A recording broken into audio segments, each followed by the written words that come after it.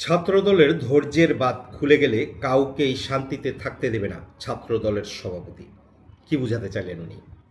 যে অন্তর্বর্তী সরকার যদি নির্বাচন আজকে কালকের মধ্যে না দেয় তাহলে কাউরে দেশের শান্তিতে থাকতে দিবেন না উনি।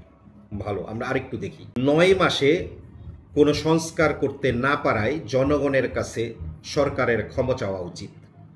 মির্জা আব্বাস, যিনি নাকি দীর্ঘ 15 বছর ওনার ব্যাংকে কোনো ক্ষতি হয় নাই আওয়ামী লীগের আমলে, অন্য কোনো দিক দিয়ে মির্জা আব্বাসের কোনো ক্ষতি হয় নাই।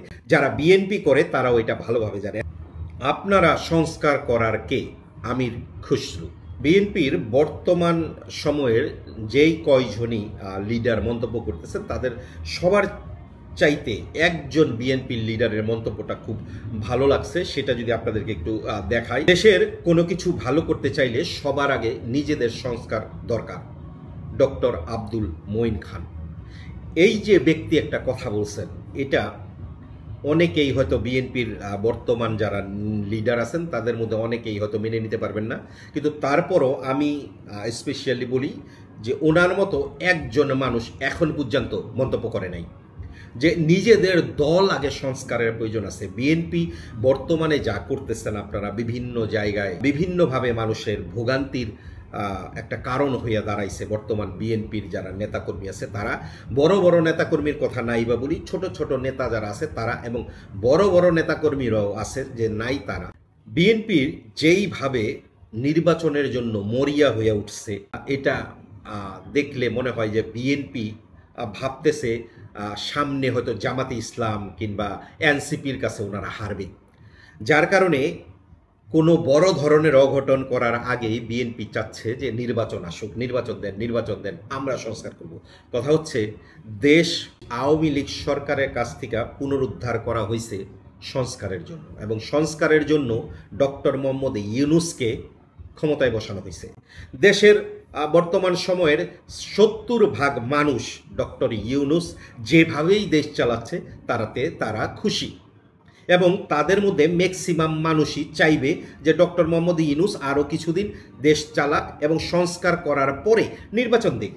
বিএনপি একটা বড় দল যেটাকে বাংলাদেশের অনেক মানুষই সাপোর্ট করে। এখন এমন একটা সময় এসে দাঁড়াইছে বিএনপির কথা অনেকেই সহ্য করতে পারতেছে না। ইভেন আপনাকে যদি বলি, বিএনপির দলের নিজের নেতাকর্মীরাই, এই দল আমিও বিএনপি করতাম, না করার কিছু নাই, কিন্তু এখন আমার মন থেকে বিএনপি থেকে ভিন্ন হয়। শুধু প্রত্যেকটা দলের মধ্যে এখন ভিন্ন হয়। কিছু দলে জানেন, এই 9 মাস 10 মাস ধরে আহতরা মেডিকেলে করে আছে, চোখ হারায়, মাঝখানে শুনছিলেন হয়তো 2 চোখ হারায় তার বউ ছেড়ে চলে গেছে গা, এটা শুনছিলেন হয়তো।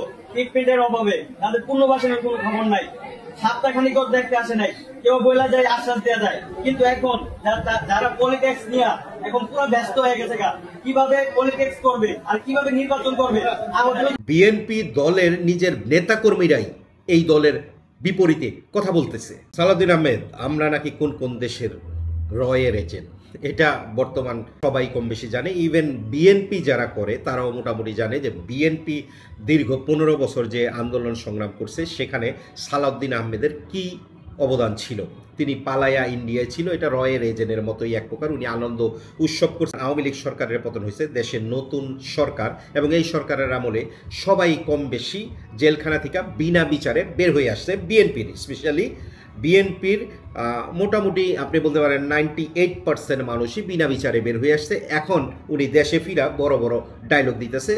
সবার শেষে একটা কথাই বলতে চাই যে দেশ ইউনূস সরকারের কাছে আমার মনে হয় আরও কিছুদিন সংস্কারের জন্য থাকার প্রয়োজন আছে, যেটা আমি মনে করি। আপনি যদি মনে করেন যে দেশ ডক্টর ইউনূসের কাছে থাকার আরও কিছুদিন প্রয়োজন আছে, অবশ্যই কমেন্ট সেকশনে আপনার মতামত জানাবেন।